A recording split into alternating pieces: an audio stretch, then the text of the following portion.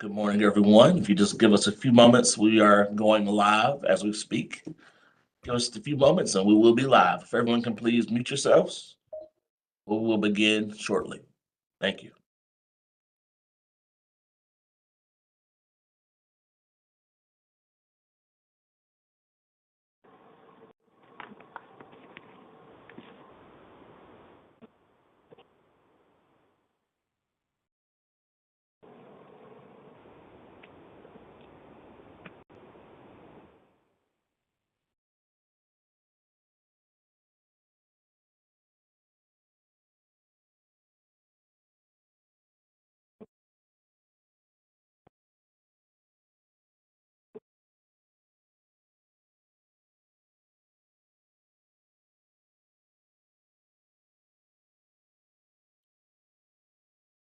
Good morning, everyone. Once again, we are live at the moment. I think I have everyone online. I'm still adding a few people in our waiting room. I have one person logging in from a phone number 336.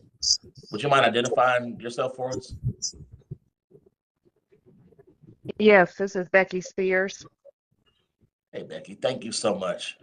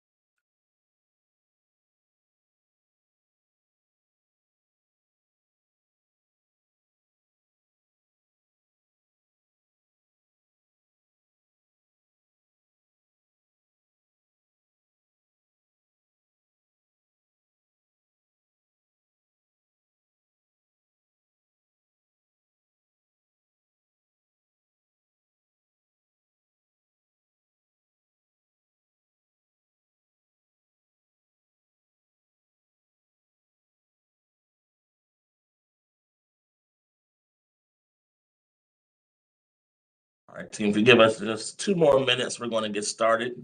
There are a few more folks trying to log back in.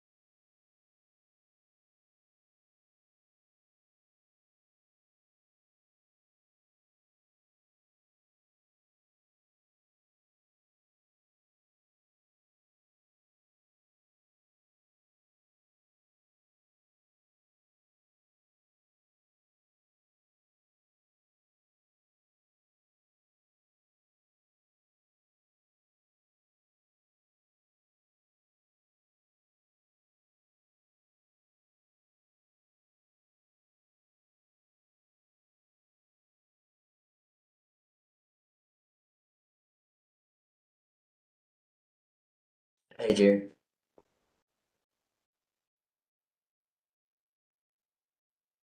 Here.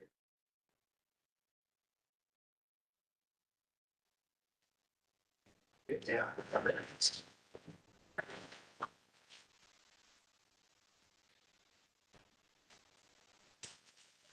Deputy Secretary Laster, we got you live, sir. All right, awesome. Thank you. Awesome, awesome, awesome. I'm gonna share my screen and I think we're good to begin to our esteemed co-chairs. Okay. Got video? We good? Yeah. Okay, awesome.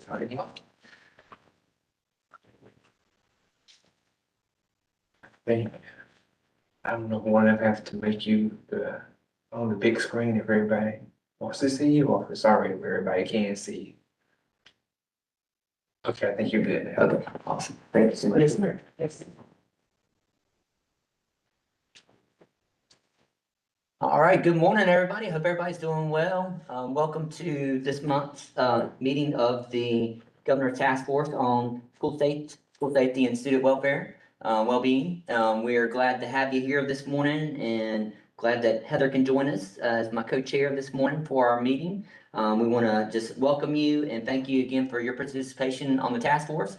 I'm actually in Halifax County today, the Halifax Community College, and we appreciate them hosting us this morning and the IT helping me out. So good morning, everybody. I'll hand it over to Heather to get us kicked off. Good morning. Of course, we want to remind you that this meeting is being live streamed. We want to thank Jared for all his hard work and getting that done. I'm so excited to be here.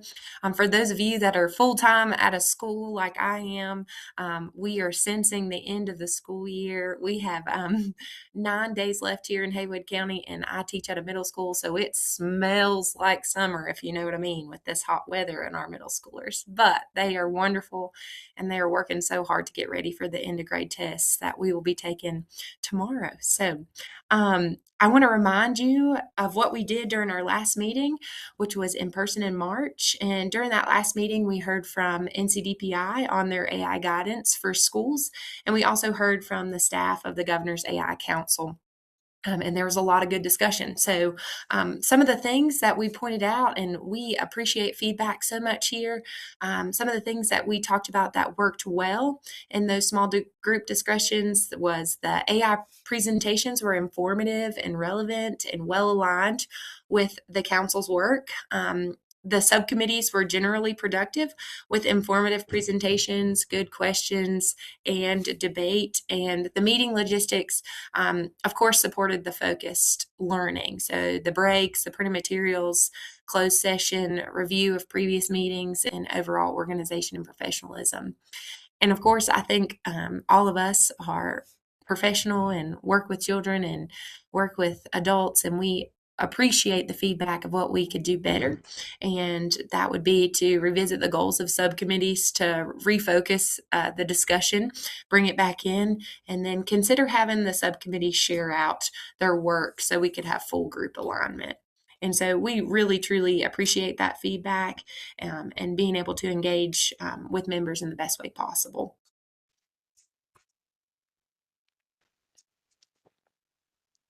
All right, and I'll go over.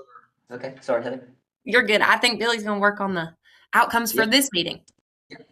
So I wanted to go over what we're trying to get through today. And again, we appreciate you being here and being part of the conversation. So today we're really fortunate. We've got some staff from NCDPI, the Department of Public Instruction, that are going to present the school discipline data and the school discipline report card that's released each year. And so we're really appreciative that they're here. Obviously, that's a big factor of what we're trying to do on this task force or this advisory committee, is to really focus on how do we reduce school discipline problems and school violence. And so we're glad that they can present us with kind of the baseline of where we are right now in the state of North Carolina. And then secondly, we'll have engage in the conversations with our small groups and trying to develop recommendations and policy recommendations that can move forward, that will be in the final report for this advisory council that will be made to the governor. So a large portion of the second part of the meeting will be focused on developing those recommendations.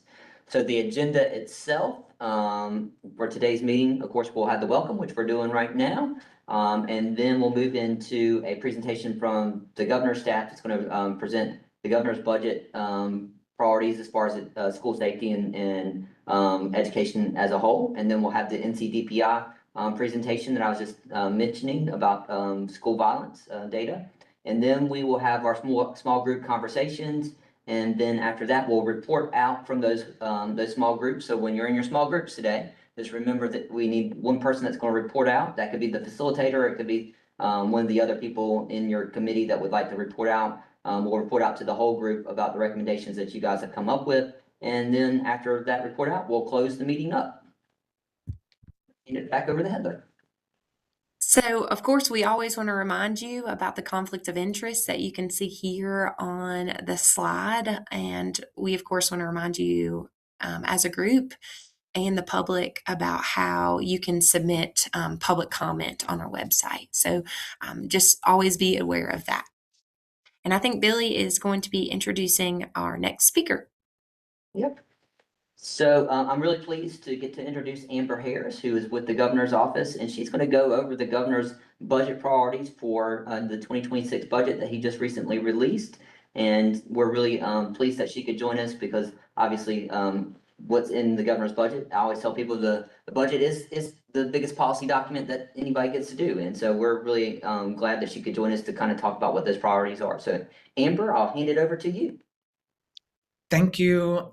Good morning, everybody. Like Billy said, my name is Amber Harris, and I am Deputy Legislative Director in the Office of Governor Stein. I'm giving this presentation from home this morning, so excuse my cat. I haven't made it to the office yet. He's really wanting to be seen, and don't we all? So I'm just going to take a few minutes to talk to you about items particularly relevant to the work that you're doing that are in the governor's budget. Typically, Dr. Ellen Ashburn will be giving this presentation. She's at another very important education meeting, so you have me.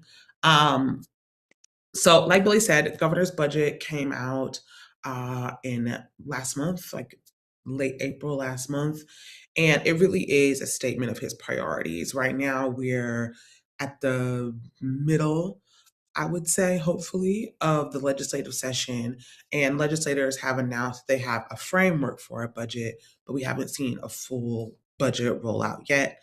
But we're hopeful to see some of the items in the governor's budget also included in things that the General Assembly cares about. Really seeing that that synthesis of priorities is always the goal.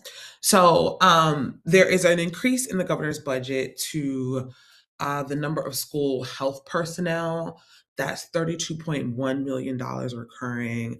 That's 360 additional positions for counselors, nurses, social workers, and psychologists. Those folks that really kind of stand in the gap for educators, for school administrators, and helping them navigate students' mental health and hopefully better contributing to students' well-being in schools. This is an issue that's near and dear to me because it feels like, I don't know, the next thing that the issue of school breakfast, that's what I'm going to talk about next, is free school breakfast for all North Carolina students is an issue that's really near and dear to me because it feels like such low-hanging fruit, right? Like we all know that students perform better if they are well fed. And so there is $85.3 million recurring in the governor's budget. There's also an additional $5 million to unlock a program called Sunbucks, which gives students access to food over the summer. It's a USDA sponsored summer nutrition program. The states put in $5 million, or the state puts in a share. In North Carolina, that's $5 million, and draws down an additional $125 million. Again, this is an issue, school nutrition, food for kids. It's an issue that I'm just always thinking about because it feels like so core to all the other things that we want to do when we're talking about child health, child mental health, children's well-being. We increased the number in our budget, increased the number of school resource officers, and require specific training around child development, behavioral health, and trauma-informed practices.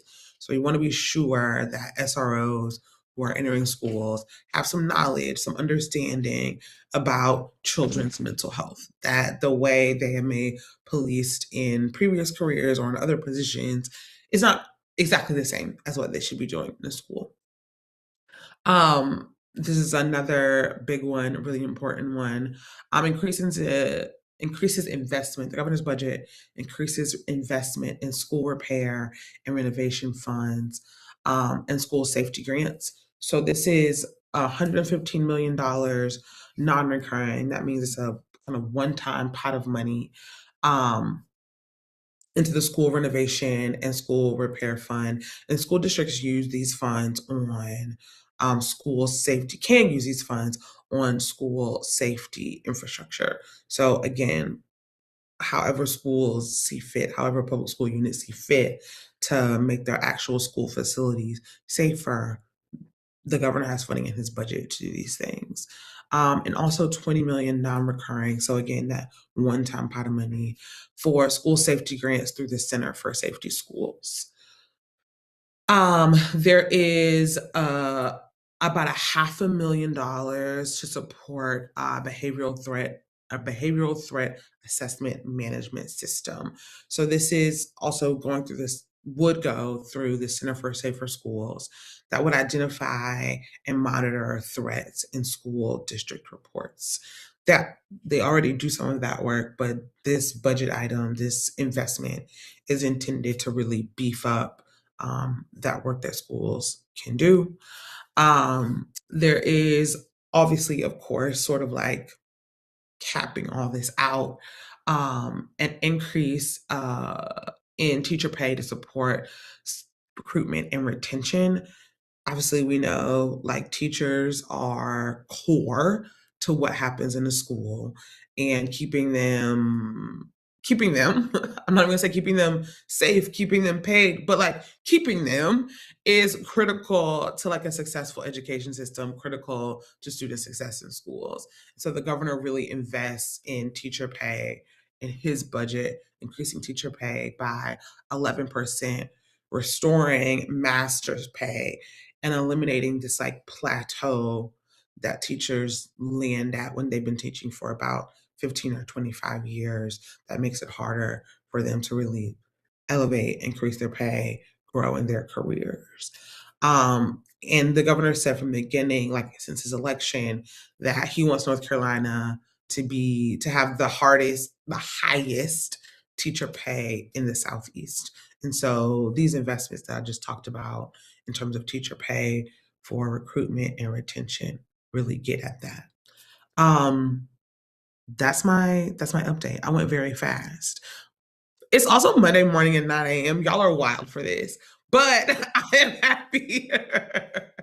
I'm happy to take any questions if you have them. Yeah, so Amber, thank you so much for the presentation, and we'll open the floor if anybody has any questions. You can either raise your hand, or if you just want to jump in, that's fine too.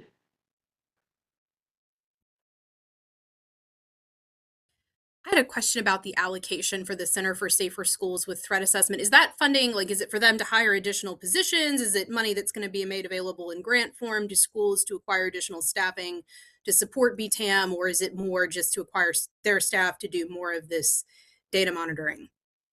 So the budget says it funds, hold on, let me find my place in my notes again.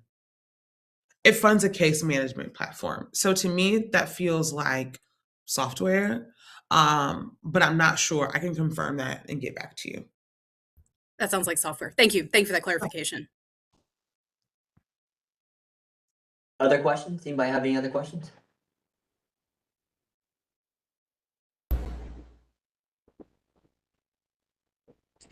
Must have done a good job, Amber, on a Monday morning. Good job.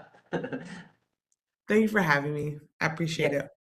Thanks for coming, Amber. We appreciate it. And just so people know where we are in the process, as Amber said, the governor has released his budget, and last year the General Assembly didn't pass a budget, so we're really hoping that this year we'll get to an agreement. And obviously the governor puts his proposal forward, and the next step is the General Assembly either will act on that proposal or modify that proposal and come up with additional things. And you may have heard in the last week in the news that there's been some agreement, and that's really on the big things, teacher pay and salaries for state employees, and for what tax policy is going to look like. but there's a lot of little details to still figure out. And so I still think, from what I'm hearing, we're still probably 2 to 3 weeks out before we see probably the full document that will come out, that At include a least. lot of other things, right? Amber, am I on pace right there? Yes.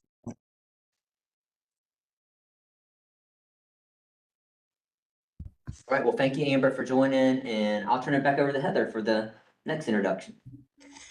Yes, we want to thank Amber, and we also want to thank our governor for just all of his work in just supporting public education. And we really want to thank him for his continued support with the North Carolina Department of Instruction, who is with us today for this next presentation. And they are going to present the annual report on discipline, alternative learning, and dropout for the 2024-2025 school year. And so I want to introduce both Dr. Marr and Dr. Dietrich.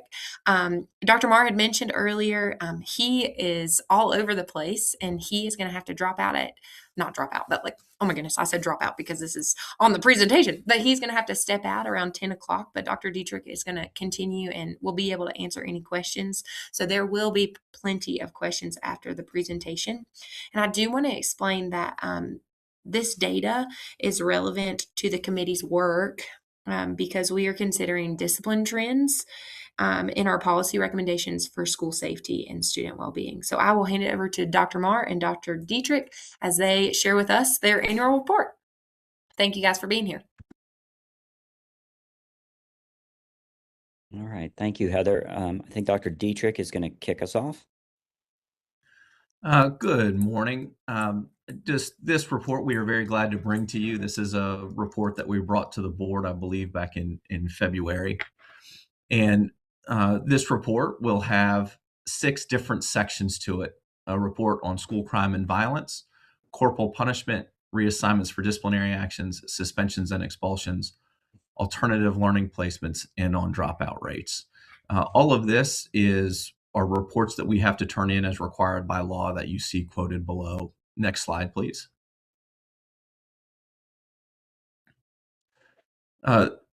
This report is different than reports from previous years. We have changed the title. It is now the Annual Report on Discipline, Alternative Learning Placement, and Dropout. At the beginning of the report, we've placed executive summaries. There are full tables and charts that are still located in the report, but in the presentation, we just focus on key items. Again, you can get those full tables and charts in the report. And COVID years are in the report, but the focus is on the post-COVID years. But to get that full kind of 10-year picture, we give the COVID in there as well. Next slide, please. Annual discipline, alternative learning, and dropout. This is our incidents reported to DPI that are placed in the student information system. These would include anything that involves corporal punishment, in-school suspension, an assignment to alternative school or alternative learning program, expulsion. There are 9 violent crimes and 7 reportable crimes that, regardless of disciplinary action and regardless of the offender type, have to be reported to the state. The enrollments in alternative learning programs and school are for academic and disciplinary reasons. In this report, we will break out both categories, one for disciplinary, and then we will come back and discuss enrollment into both for academic, including discipline reasons. And dropout data is for students, attendance and age, and students 16 and older who are not enrolled in appropriate educational setting and have not graduated, to set the stage for the dropouts that we will be discussing later today. Next slide, please.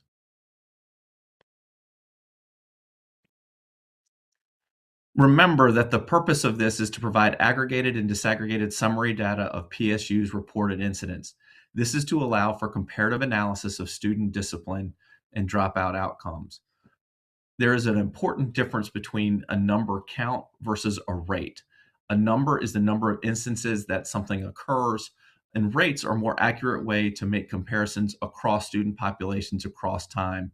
It's what we do to level the playing field and make sure that those numbers are reflective across the board. Next slide, please. Cautions and limitations. All right. Next slide. I think this is where all. Yeah. Right, yeah. Okay, so as we get ready to look at some of the raw data itself and the aggregated and disaggregated, I want to give a little bit of context. So first, this is a multi-year data analysis. The long-term data tables include COVID-19, 19 to 21 academic years. That data is valid and reliable. However, it is a unique data set and does not align with pre or post-pandemic data. So one of the things you'll note is that we're actually looking at 3-year trends as opposed to 5 or 10-year trends. This allows us to make decisions or claims based on data that has become once again stable. And so we sort of we've done the same thing around our academic data. It's the 3 years post that have actually, the data has kind of stabilized and we can begin to make some assumptions. So we should also exercise some caution when we're making comparisons between those pre-pandemic numbers and the post-pandemic data, because there have been changes to school context. I think, as Heather's noted, there are some public school educators on this group, and so certainly I think they could share more of their experience with how the context of schooling has changed post-COVID. Additionally, we began implementation of a new student information system. And so these data include both data captured in PowerSchool and the NC-SIS powered by Infinite Campus. And so before I move forward, I do want to address something known as confirmation bias. So recognizing that there's a variety of expertise on the call today, I want to help kind of ground us in what the data is going to tell us. So before we get going, there's something that affects all of us as we look at data, including myself. And so it's known as confirmation bias. And so whenever we see evidence, especially with a topic that is emotionally charged, like school safety, confirmation bias can creep in. So this isn't a questioning of interpretation or experiences. It's really, it's a shortcut for brains, right? It's how we organize data. Confirmation bias tends to do 3 things. So the human brain looks to seek out information that confirms what we already believe. And so as a result, we discount or explain away information that might contradict those beliefs. And then we often remember vivid emotional examples more easily than base rates or aggregated data. Okay? And so this isn't a character flaw, it's actually a human cognitive shortcut. And so as we think about confirmation bias in this particular case, often what you'll see is there's no shortage of information out there about school discipline, dropout, and alternative learning. Media coverage often covers extreme events. We see social media amplifying events. There are political narratives, and then, of course, there are personal stories from educators and parents, these anecdotal data. And I do want to stress that those inputs are real, and they matter, and they're powerful, but they're not the same thing as representative data. Okay? So if we move to the next slide. And so before we get started, I do want to be clear, any act of school violence is unacceptable. Student safety is non-negotiable, and nothing in the data or the presentation is intended to minimize or dismiss any legitimate concerns that individuals might have. The purpose, as Dr. Dietrich mentioned, is to inform, provide an analysis, and then develop some recommendations to aid in improvement. Okay. So now we'll move forward. Dr. Dietrich mentioned the types of incidents that are noted here. So what you'll see first are the 9 violent crimes that are reported. Okay. And then we'll move to slide 12.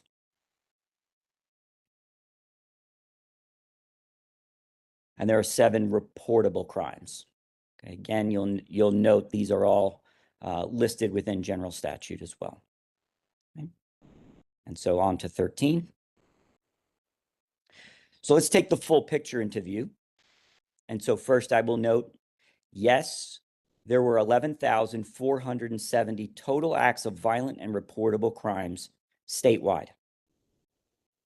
But those acts involved 9,966 unique students out of approximately 1.5 million students statewide. That represents 0.66% of the student population.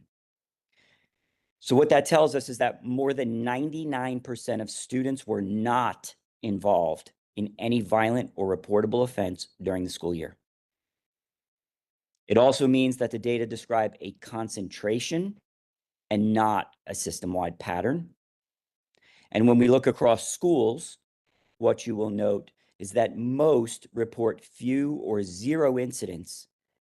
When we standardize by enrollment, rates are stable or declining. The 0 to 5 ACTS category reflects the typical school experience and shows a long right tail rather than a wide middle margin. And that's what we mean when we say that the data describes a concentration rather than a system-wide pattern. So I want you to hold sort of this representation as we make our way through the data. Okay. So slide 14. So what do the data actually show us about these incidents? So when people hear acts of crime and violence, it's natural to picture sort of the most severe scenarios. However, when we look at these data, the majority of reported acts are possession-related offenses, particularly controlled substances.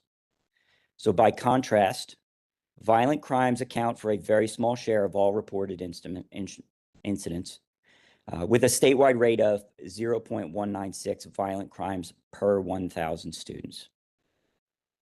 So while every incident matters, the data show that severe violence is rare. The most common challenges schools are managing are behavioral and substance related, not widespread physical harm. So any policy or procedure or programmatic recommendation that's made should be proportional to that evidence. So slide 15. Dr. Mark, can we come Yes, sir. back here real Yes, sir. quick, if you mind? Yep. We did want to point out, please go back there. If you'll notice in the bottom right corner, we want to make sure that you understand possession of a controlled substance, what that entails. So we listed the portion of the law there so you can see exactly the controlled substances we're talking about when you look at that chunk of students. Just wanted to make sure that you had that for context. Thank you, sir. Yes, sir. Thank you. Also, do you have any data that links the controlled substance to the violent crimes? The people who are locked in on the possession of controlled substance, were they part of this other? We do not have that at this moment. I've not been asked that before. Okay. We can make a note of that though, for sure. All right, slide 15. Okay, so what you'll see on this slide are the reported acts of crimes and violence distributed by grade level. And so it's broken into elementary, middle, and high school. You'll also notice some incidents reported at the elementary level, particularly categories like assault on school personnel or weapons. At the elementary level, those categories are typically low frequency and developmentally different in nature, often involving impulsive behavior, minor physical contact, or objects that meet the reporting definition of a weapon but are not necessarily associated with serious injury. So that context matters because it reinforces the distinction between the reporting categories, which are defined broadly for consistency purposes, and the severity of the harm, which varies widely within those categories. Okay? The overall pattern, however, still holds. Rates increase in the middle grades and peak in early high schools. And I think what you'll additionally note here is overwhelmingly we see in high school and middle school that possession of controlled substances kind of leading the way. Okay, 16.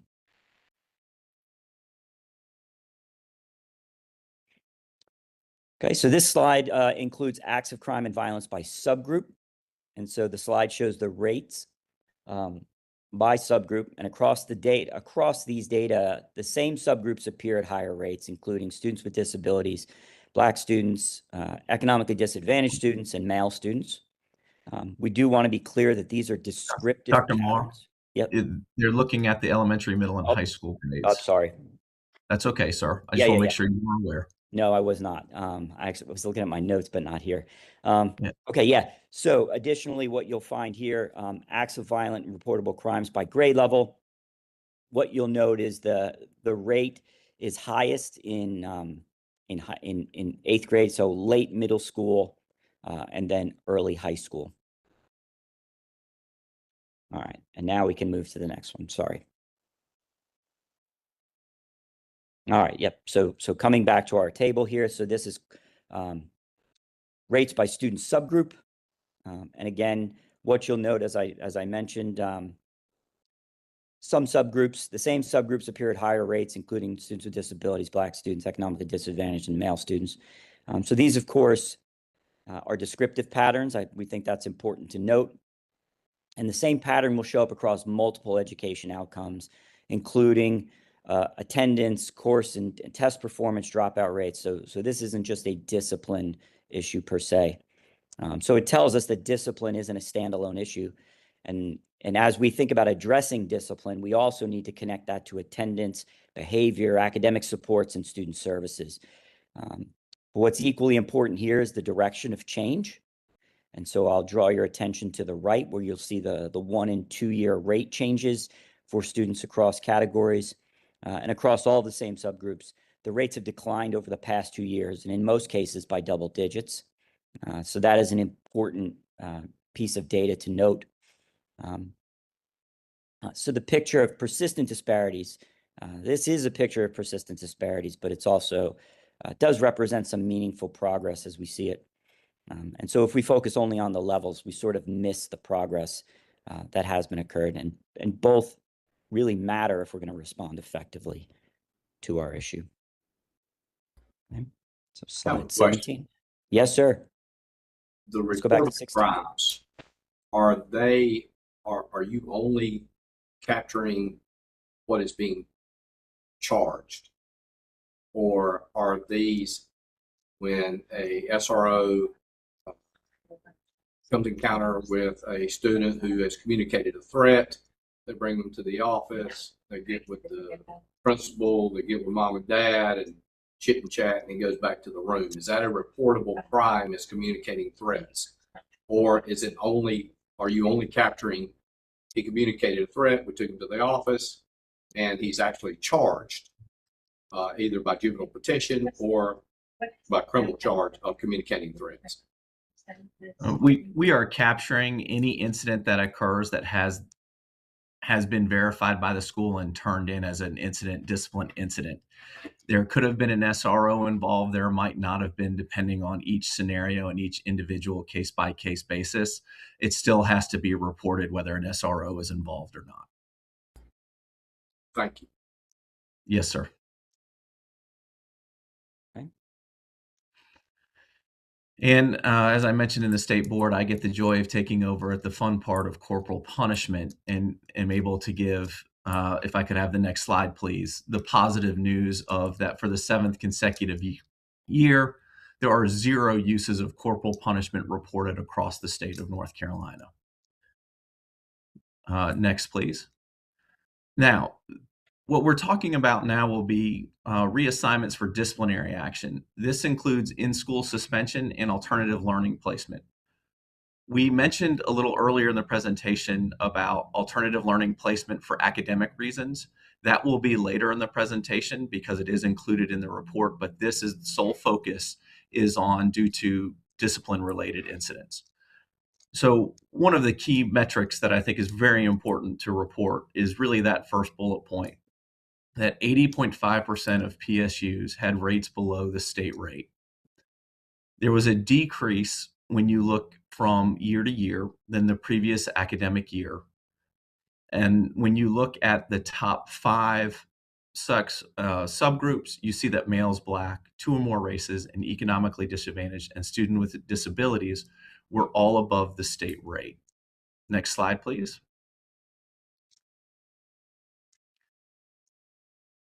Dr. Marr did a great job explaining one of the key things that we began looking at this year was the rate change over time, because that's important to show.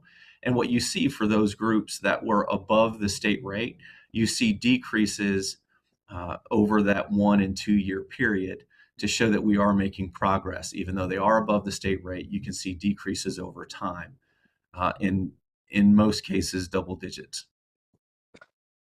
Next slide, please.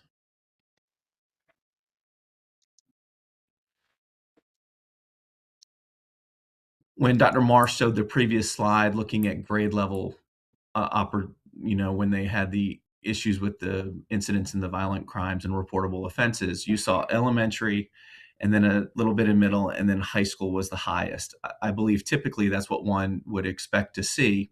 And what you see here is kind of a shift to where middle school rises when it comes to in-school suspension. They had the highest rate. The grade levels that are the highest, again, very close to what was reported earlier by Dr. Marr. You have grade 7, grade 8, and grade 9. So you have that middle to late middle school going into early high school that had the highest rates. And for all subgroups, the lowest rates were in elementary, and the highest were among middle and high. Next, please. When you look at alternative learning placement as a disciplinary action, we continue to have a decrease over the last 2 years. There were 2,994 alternative learning placements. This is a 20.8% decrease from 23-24 and a 22.6 decrease in the rate of placements of 1.94 from 251 in 2023. And again, here, another key thing to note, the 83.5% reported 0 alternative learning placements. Next slide.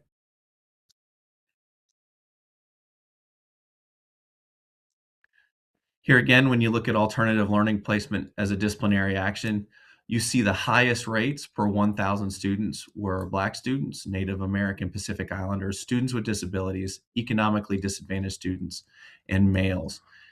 And when you look at the 1 year, 2 year change over time, you see that Black students and students with disabilities, economically disadvantaged, and males all continue to have that decrease. I do think that this is good thing to point out when you look at rates and small populations.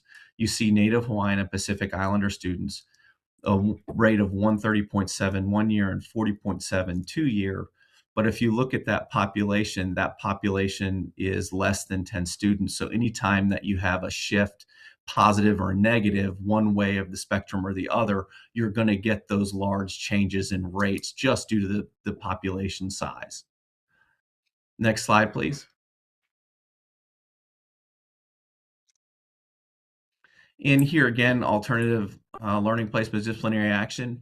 You see the elementary has very few. You see middle gets a little bit more, and then the highest rates hit with high school grades. But you see in the middle there, you see that the highest rates again were high middle school going into high school with grade 8, grade 9, and grade 10 had the highest rates. High school grades were more likely to receive an out-of-school suspension along with their placement as disciplinary action, and we will talk a little bit about that a little later in the presentation. Next slide. Now we're talking about an annual report of suspensions and expulsions. These are students who were removed from instruction and removed from the campus. Next slide, please. When you look at short-term suspensions decreased. There were 223,877 short-term suspensions with a rate of 145.11 short-term suspensions per 1,000 students. This is a decrease over the course of the last 2 years. And again, when we talk about population and who are the students involved in this, 8% of the student population, the 123,111 individual students, received 1 or more suspensions, as well as most of the suspensions, 72.9% of them, were 1 to 3 days in length. And the most frequent were 1-day suspensions with 33.8%. Next slide. When you look at short-term suspension by subgroup, you see that males receive more short-term suspension than females, and the highest rate across all subgroups were American Indians, Black students, students with disabilities, and 2 or more. And when you look at their rates, you do see there that they continued that decrease as well, again, showing positive progress, working towards getting these students to stay in school. Next slide. When you look at short-term suspensions here, all all grades saw a decrease from the previous school year. Here, though, you see the very high middle school rate versus the other grade levels. That is something to note that we've talked about a couple times in this presentation. And you can see that the highest rates were grade 7, grade 9, and grade 8. Again, that same block of students. And you see the largest decreases were in grade 12, grade 5, and grade 9. Next slide. When you look at long-term suspensions, we did have a 6.3% decrease from the previous year and an 8.4% decrease as well. There were 28,504 days missed due to long-term suspensions. Next slide. When you look at the student groups involved, you see that the highest rates were Black students, American Indians, 2 or more races, economically disadvantaged male students, and students with disabilities. Here, what you see is that the progress here is we need to work on this. There are some positives here on the rates. So that these numbers and the progress moving forward has not been as successful as it was in many of the previous slides that we've had. Still making progress in some, but not all categories. Next slide, please. When you look at long-term suspensions, here you see that 51.3% of the long-term suspensions were in high school. You still see, though, that middle school has the higher rate of all those elementary, middle, or high school, and the highest number of suspensions were in grade 9 and grade 8, which is, as you have seen, been repetitive throughout this presentation. Next slide, please.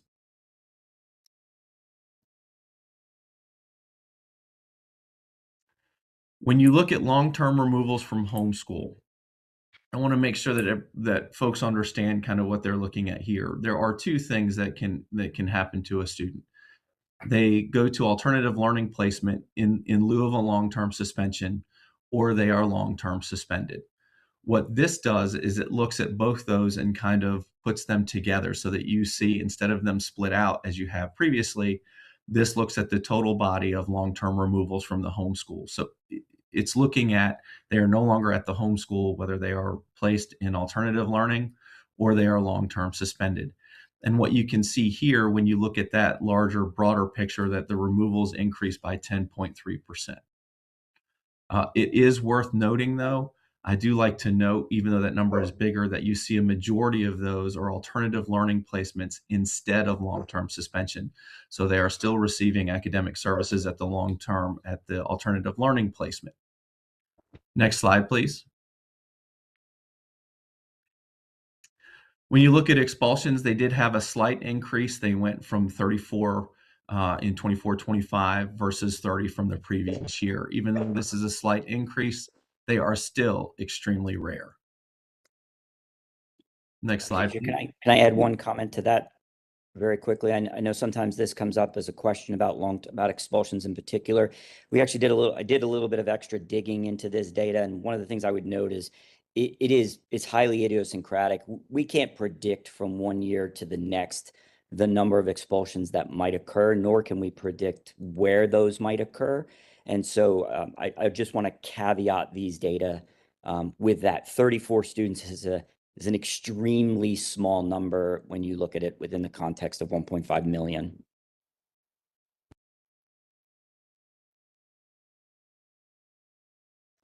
This is the alternative learning program enrollment. So what this includes, again, we wanted to make sure that it's understood that this includes all enrollments. So now you're looking at it.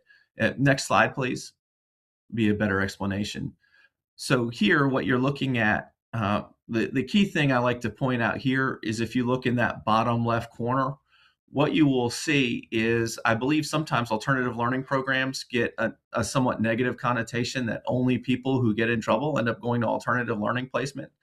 That is not necessarily true. When you look at the data, you see that the third choice there is student and or parent choice were the top 3 reasons that students go to alternative learning placement.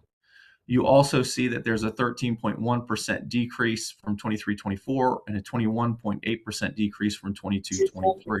I have a question. Sure. Does this include, since you just said all enrollments, is this charter schools, private schools, and public schools? This is everybody across our That- platforms. That is a great question. This is looking at just public school units. It is not looking at private school data. This is just public school units that is reported to the state. Yeah, which are both LEAs and charter schools. Okay. Thank you. Next question. Excuse me, next slide. Here, when you look at alternative learning program and school enrollments, you see here male, American Indian, Black, 2 or more races, and students with disabilities were the subgroups that were above the state rate of 5.76. However, if you look at these same subgroups, you see that they have rate decreases over the last 2 years. So again, we are making progress in this area. Next slide, please. Next. High school dropout rates continue to decline. Grade 9 remains the primary risk point, and I think we can see that if we go back through the presentation and look at the data points, you will see grade 9 was in a lot of these categories. There were 10,478 students in grades 1 through 13 who dropped out of school in 24-25. 23.5% of them dropped out in grades 1 through 8. 76.5% of them dropped out in grades 9 through 13. The all grades dropout rate was 0.736 students per 100 in grades 1 through 13. The high school dropout rate was 1.62 per 100 students. I do think that it is important to note as we talk about this, when you look at dropout rates, the dropout rate that's publicly reported is usually high school folks. We do, however, also report on any student who left the school from grade 1 up until grade 13. We still report on grades 1 through 8. There are reasons, and the primary reason for them is that they just can't locate where they may have gone to once they left the school. So usually in that case, they'll get a request for records from a student that's in elementary or middle school is the main reason that we can't locate them, and they end up on the dropout report. The top 3 reasons for dropouts are attendance, unknown, or moved school status unknown, which is one of the things I just explained for the younger grade level. Excuse me. Next slide, please.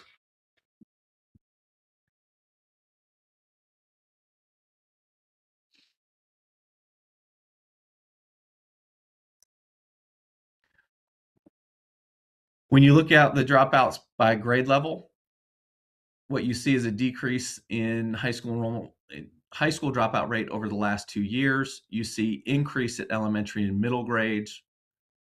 You see that grade 9 had the largest percentage but they had a 5.4% decrease from the previous year.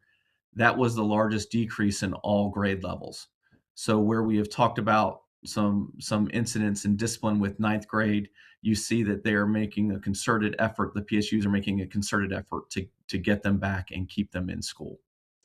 One thing that is key to note here, we were asked by the board last year, of those grade 9 dropouts, almost 50% of them had repeated 9th grade. So many of them were retained previously. Next slide, please.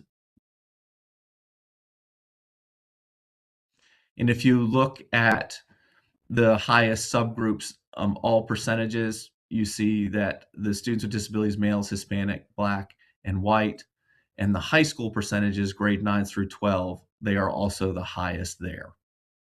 Next slide, please. Dr. Moore. All right. So now you've seen sort of all of the data that we have available to us. I do want to step back and sort of help us look across what you've heard.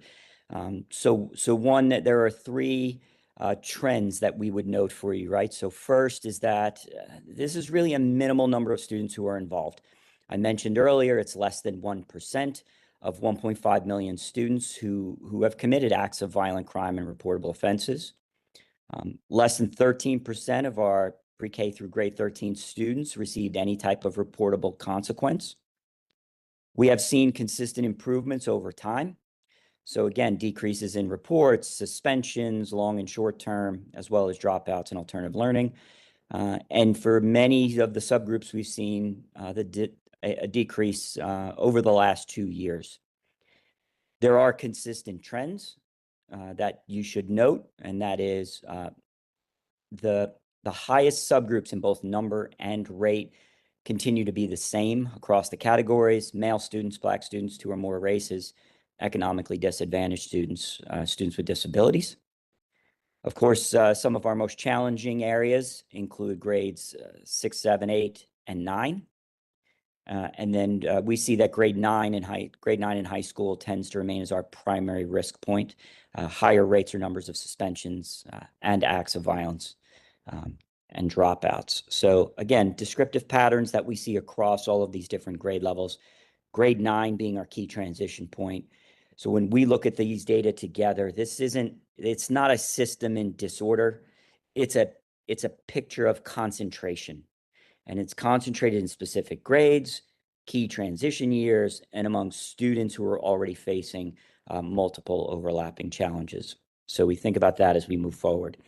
So slide 47 again shows us where those trends are consistent.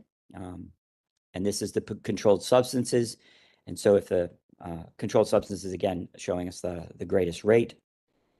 So we'll go to 48. Okay. And then we have a couple of recommendations that we provided to the state board. And so these are recommendations that we aligned to the state board and superintendent's strategic plan. And so that is, first, to establish a targeted middle to high school transition initiative, so grades 6 to 9, so which would include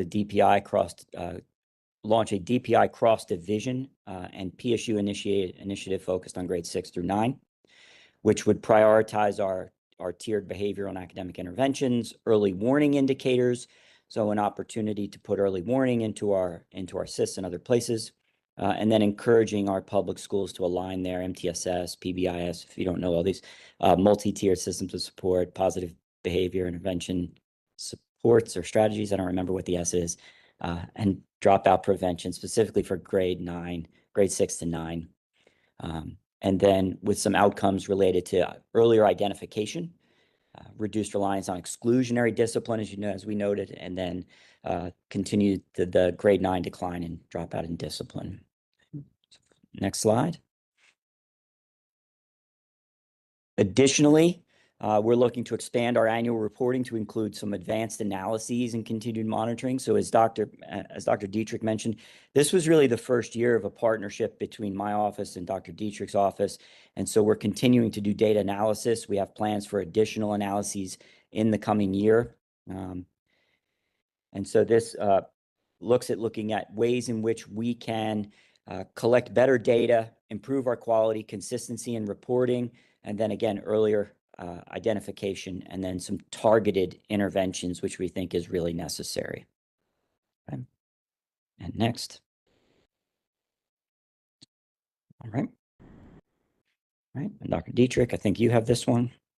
I do. And really, these are charts that we just to outline the in-school suspensions by race and ethnicity. We can go through these fairly quickly because we did report this, but these are just additional things that we had in there. You see the alternative reassignments by race, ethnicity, sex. You see those that are above the state rate that were previously reported, short-term by sex. Next, please. Short-term suspension by race and ethnicity. You can see many of this, which we talked earlier. Can continue, please. Same here.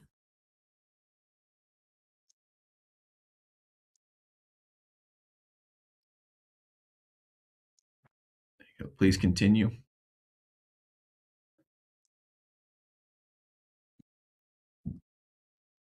And these were added just to make sure that folks had that information.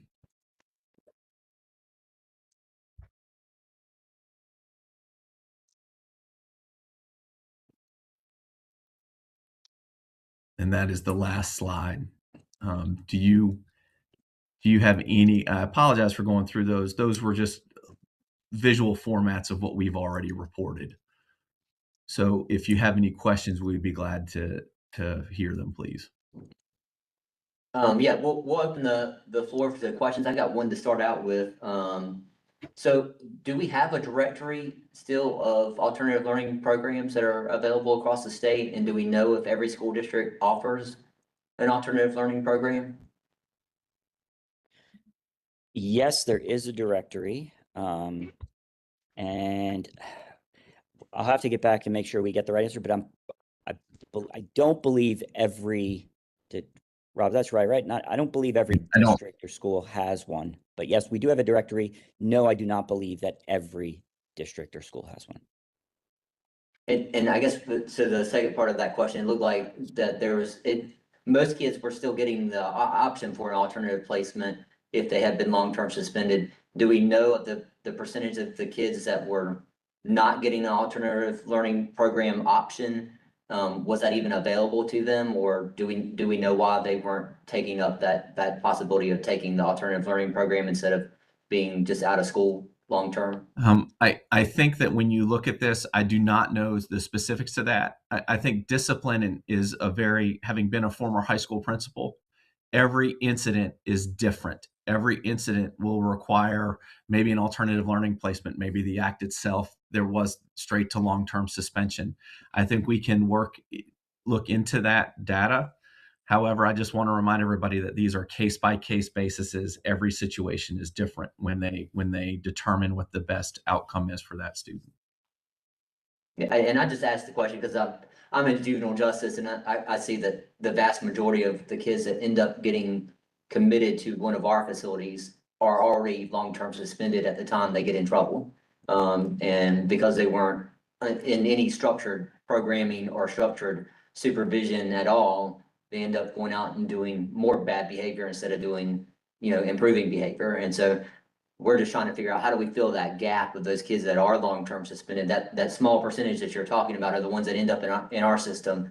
And we're trying to figure out if there's a way to prevent that from happening by getting them in some type of structured program while they're long-term suspended, what that would look like and what would the need be to do that. I think that's an excellent question. I had a quick question. Is there any research being done or looking into any parental support programs for these parents who have students who are getting suspended more frequently or are long-term suspended? Is there looking into any program support for parents of these students or caregivers, I should say? Dr. Marr, you want to take that or you want me to? Yeah, I'm not aware. So programs for students or parents? Yeah, so I feel like we see these students receiving consequences and going to alternative learning programs. Is there anything happening to help education of the home or helping the parents with students with in their home environment to support these students as well? Yeah, my guess would be if there's nothing statewide. Okay. Or sort of systemic, right? So if that's happening, it's more than likely happening at the local level. Okay. But certainly the kind of recommendation maybe that could be made. Yes, yeah. That'd be great. Thank you.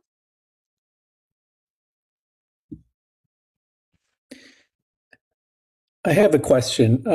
I think I saw early on in a slide that the reports of having a weapon in school were highest in elementary school. Is that correct? And then what would be the definition of a weapon? That's a great question. I'm actually going back to take a look at that to make sure. It's early. I'm sorry. It's so early on. You had a lot of slides. It might be, within your first 10 slides. Yeah. Well, definition of a weapon I can handle. That might be they brought up a pocket knife to school. Obviously, a gun is a weapon. Depending on, I have seen sometimes if student gets agitated and they have stabbed somebody with a pencil, they will call that a weapon. So I think it all determines on the incident that occurs. But you have those basic things: gun, knife, those items. So if you're in the cafeteria and you poke someone with a fork, it could be. Yeah. I think it all depends on the intent. Scissors. Yeah. Scissors, right. Yeah. Okay. Good one. All right. And I apologize. I'm going to I got to go to the Blue Ribbon Commission to talk about school accountability. So thank you for the time. I think Dr. Dietrich can answer most. And then if there's anything additionally that we don't have, we can, he and I can get together and get further answers should you need them. Thank you. Thank you, Dr. Moore. Appreciate Thank you joining. Any other questions that people have for Dr. Dietrich?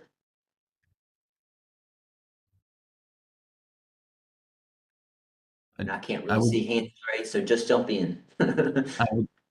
I'd just like to thank everybody for giving us the opportunity, and we should have started that way. Thank you for giving us the opportunity to present this to you today. Thank you very much.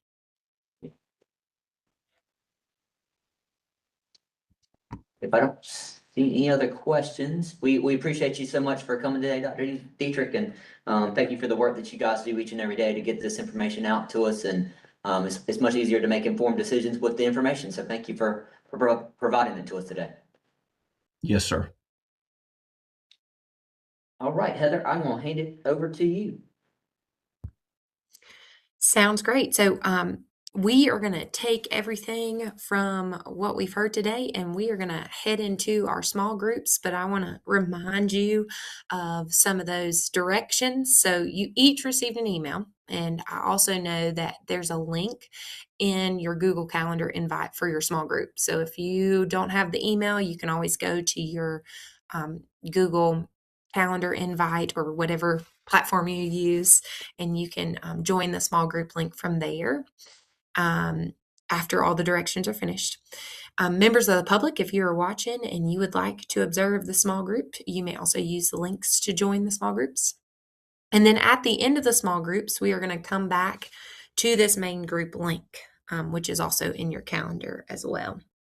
And so for the next slide, when we look at the purpose of the small groups, we had talked about our feedback from the last meeting was to reaffirm the purpose of our small groups.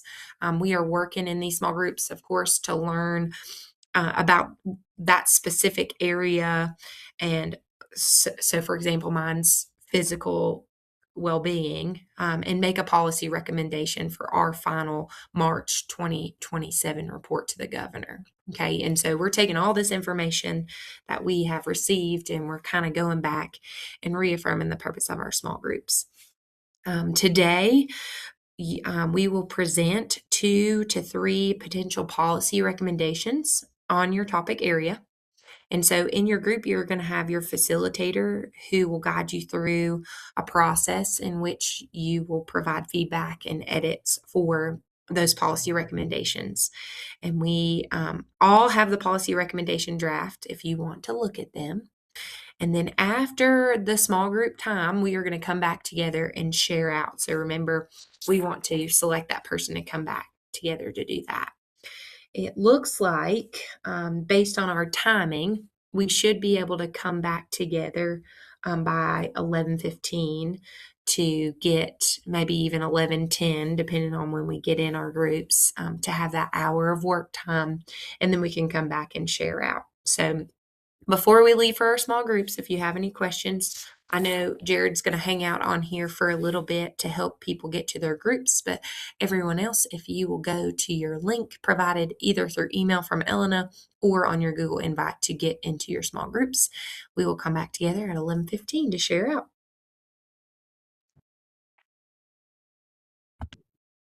So do we leave this meeting or do we keep this up in a different tab?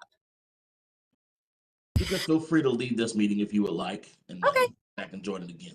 Feel free. Thank you so much. I will be here the whole time, so the link will still be active. Sounds great. Thanks.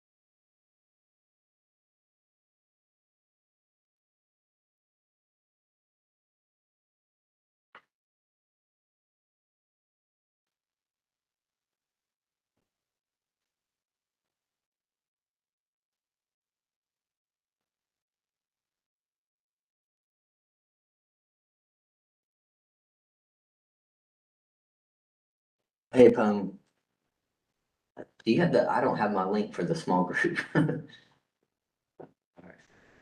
Okay, sorry. All right, thanks.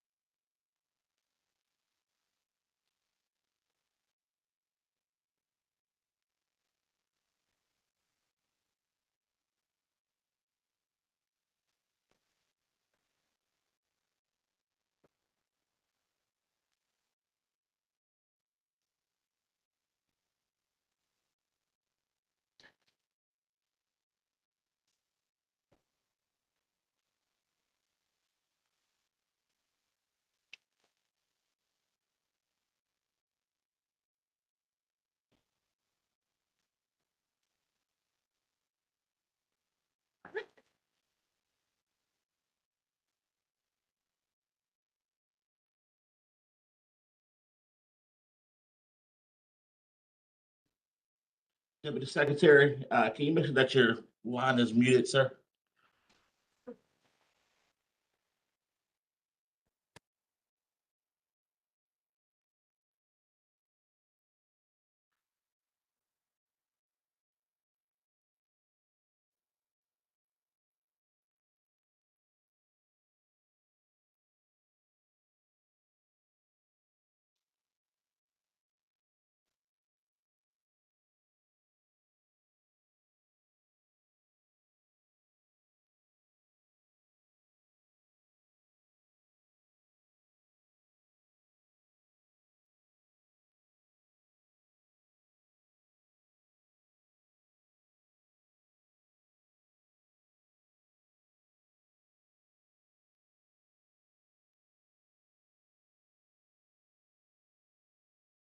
Jared,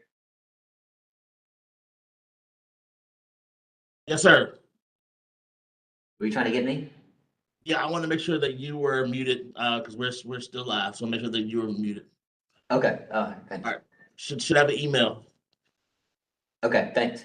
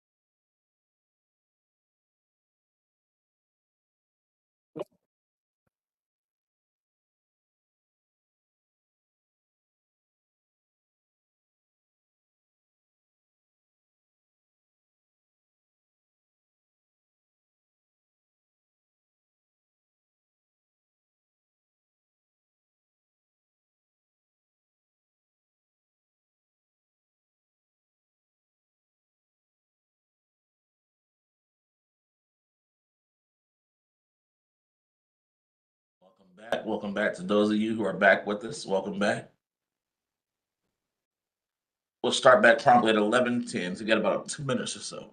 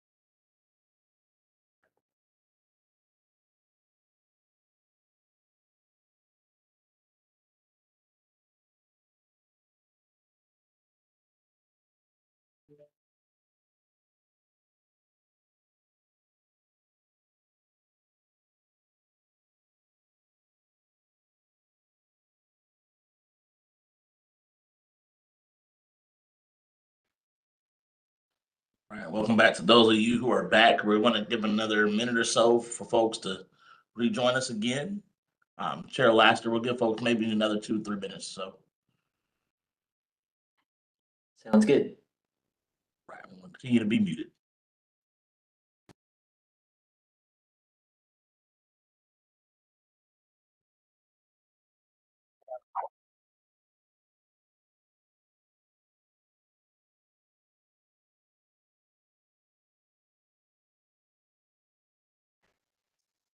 All right, we'll get started back. Thanks everybody for joining your small groups and participating in those conversations. And we'll have a report out from each of the groups and any additional comments that folks want to provide from what you got from your small groups. And so we'll start with student or school safety or student safety. And Emily, do you want to get the report out on that one? Yep. So our two recommendations for student safety were to strengthen the threat assessment and school violence prevention infrastructure, and then also pilot a substance use and prevention response framework. So not a lot of feedback on either of those. I think everybody generally was satisfied with those two recommendations. One thing that was noted, particularly for the substance use prevention piece, was this idea of it's a question of money, but also time. So where would it live in the schools? Who's going to teach it? And is there a way to maybe integrate this program into things that are already happening, like a PE or health class, versus pulling kids out of class to add this program? What we talked mostly about was an additional recommendation around funding for physical or technological changes to the schools that could help with safety. So we talked about some districts are already doing scanning for weapons when students are coming in. We talked about possibility of having more of a badge system for students and for staff throughout the school. And any other repairs to like the physical design of the school that could make the buildings just safer overall for students. Anyone else from our group want to add anything?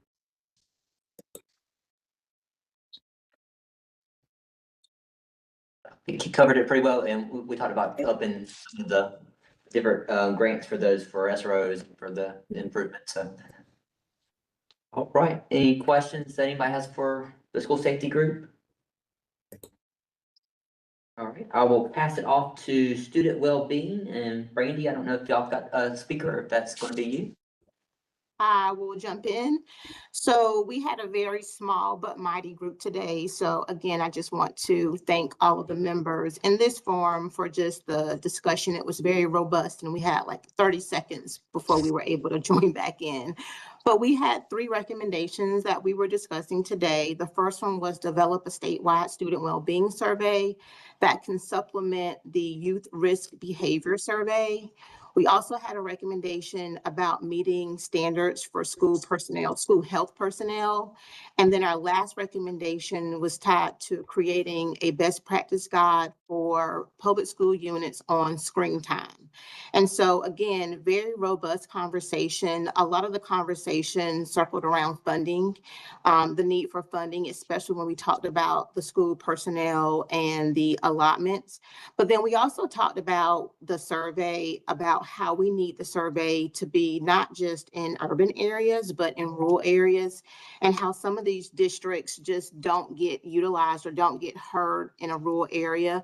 And so really making a way for a voice for the rural districts to figure out what their needs are, because obviously it's oversaturated in like your urban areas. And then when we talked about the recommendation relating to screen time, this group really talked about defining like what screen time is, because a lot of technology in the schools is surrounded around screen time and a lot of the instruction. And so really having a defined definition of what screen time is, but then also looking at those limits as it relates to the different grade levels, similar to what we did for the cell phone ban policy. That was a mouthful. So again, very good dialogue and very good conversation in this group. And I don't know, I will open it up. Did anybody in my group want to add anything additional to what I just reported out? All righty, perfect. Thank you, Billy. Thank you, Brandy. Appreciate it. All right, and then our final group is student physical health, and I'm not sure, Ella, are you going to take the lead on that, or do you got somebody else that's going to do that?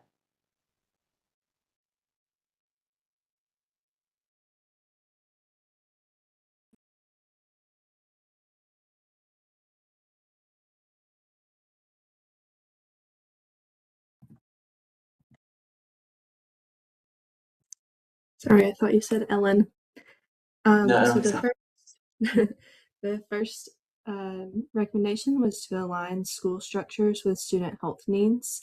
That was especially with sleep and the universal breakfast. The second was to strengthen K-12 health and physical education standards. We were thinking about high school credit requirements and standardizing activity time in K through 12, and then launching a chronic absenteeism awareness campaign at the statewide level.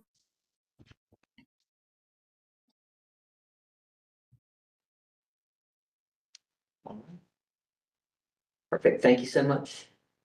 Any other thoughts that people have from the group before we close it out for today? Right. Well, I hope that if you are an educator and you're getting ready to go on summer break, I wish you well and hope you have a great summer break. And our next meeting will be on August the 3rd from 9:30 to 12:30. It will be in person at Juvenile Justice. So looking forward to seeing everybody in person at the next meeting. And if you've got additional feedback from today, you thought of something that you should have said in one of your small groups, you can certainly send that feedback to us, and we'll certainly incorporate it into the report as we move forward.